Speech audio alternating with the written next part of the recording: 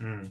Well, let's move on to. Let's do it in chronological order this time, rather than the order that I just said it when we spoke about it a minute ago. So we're on to Tua Tagovailoa of the Miami Dolphins. Adam, I would say this is one where, out of these three, I think this is the one where there's actually like really two camps of thought. There is really like completely in or completely out. I think arguments for Lawrence can be made, and I think most people would veer to in.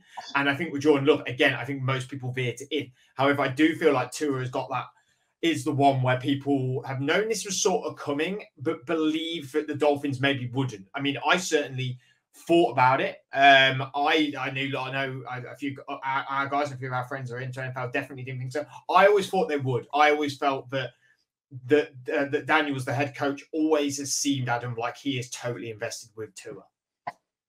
Yeah, I think he has been, hasn't he, from day one? And the reason is because of the style of his play suits the sort of speed track sort of style that Miami want to play. It is all about speed. Tua getting the ball out and being accurate is kind of what they want. So for that reason, he is someone who's always going to suit their style. The scary thing with this contract and with Tua is the injury history. That's basically what it is. You do kind of feel a little bit like if he has one massive hit and ends up with a concussion, are we in trouble? And all that guaranteed money is just going to go out the door, sort of thing, over time. So I think that's the reason why a lot of people don't like it. I mean, he's a bit cheaper. You know, his guaranteed money is a bit less than, because his is a 4-year deal, which is the same as Jordan Love's. Not only is it a little bit cheaper in total, it's also cheaper in guaranteed as well. So it's like, I think there have been some sort of concessions have been made because of the potential injury problems that there's been or could be in the future. But yeah, I mean, he's a decent quarterback, isn't he? I mean, he showed last year that he's a capable quarterback. And like you say, most teams, once you finally get a capable quarterback, you're not going to give that up unless you have to. And so why would you? But yeah, I think it's one of them things where I know, like me and Andrew especially spoke about it a lot when we were doing the draft show last year. It was like, look, there are these quarterbacks out here. You could replace him with one of these quarterbacks and don't go all in on a guy who is just sort of like, you know, struggled with injury history. And it is a fair assessment. It's a fair thing to come out and say. I just don't think that any NFL team is going to throw away a potential franchise quarterback when they've already got it. Johnny, Adam sort of rightly said about the injury history there, because that was the massive con of him when came out the draft, was this guy's been very injured at school. I mean, he missed the last year of college, didn't he, with injury, I believe. God, it feels like so long ago now, but he was drafted in so many drafts since, I forget now.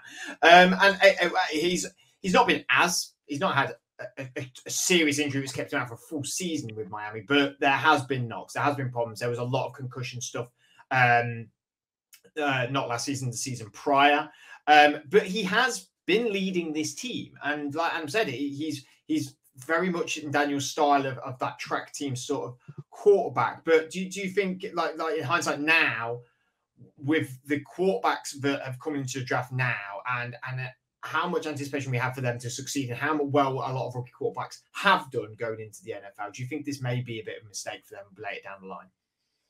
I think it's exactly what Adam said. It's, you know, the availability of quarterbacks makes it so hard to pass on an average to good quarterback. I would put Tua, you know, to me at the moment, Tua and Trevor Lawrence are, you know, two very similar quarterbacks in terms of I think what they've shown in the NFL, and I don't know.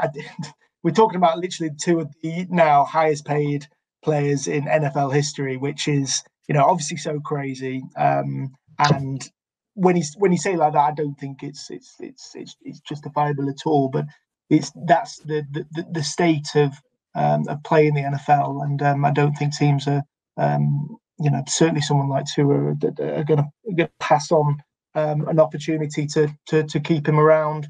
But for me, he is unfortunately the major question mark in what is looking increasingly like a legitimate Super Bowl contender, and he has for the last couple of years. Last season, we talk about the injury issues. Last season, he was healthy, played every game. They just couldn't get it done. Who I think unfortunately has like and the Dolphins now have a narrative they can't beat the good teams, which it's obviously just gets so hard to overcome. But like Trevor Lawrence, I think this is a contract where Tua has a point to prove.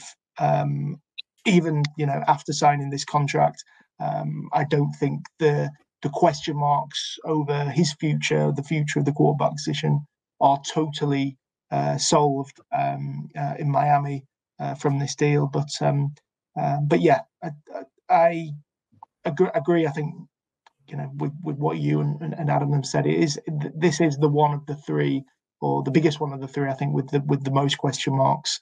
But yeah, like the other two, it's just an opportunity that the franchise can pass on and keeping this sort of quarterback around. Can I just quickly say about it? I do think it is very much about the injury history. That's what we're dealing with here. I mean, if you look at it like last year, and I know it's only last year, so it's kind of like it's not all of his career, but obviously, like, he was the number 9 quarterback on the season. I mean, he had a 69.3% pass percentage completion rate. He got 29 touchdowns, which I mean, okay, it's not the top one. It's not like Dak or anything like that from last year, but it's still decent. And so I think we are kind of like, him and Trevor Lawrence are pretty close in that respect. And so I just sort of feel like it is literally about the injury history. And I understand that that's a concern, but I think he is clearly someone who probably deserves his shot and has done pretty well. So that's probably why he's got the deal that he's got. Yeah, I can completely understand it. I always thought they were going to sign him because I always thought with Daniels that was his guy, and I always felt like he always stayed very true to that. But I think this is a massive mistake. I think this is a huge mistake. I think they need to use their resources in other places. I think they could have got a quarterback in that was very similar to Tua, and I think I cannot see you struggling with the likes of Jalen Waddle and Tyreek Hill, and they keep solidifying up their offensive line. They could use that money to utilize to get in a better defense. Their cap has been terrible for a very long time, and it will get that way again, and they will lose talent. But that is the mistake for the Dolphins to make. Let's move on to Jordan Love. Can I just quickly ask before that, who are you getting? Yeah. That's exactly the question. If I'm really honest, mate, it's been that long since I've concentrated on NFL. I can't remember but just from last year. I've still got Kenny Pickett on my mug. I don't know what year I am in the NFL. By the way, and whoever the company got us this mug, if I can have a Fields and Wilson one, sorry, that is my alarm going off. If I can have a Fields and Wilson one moving forward, that'd be very, very, very kind of you.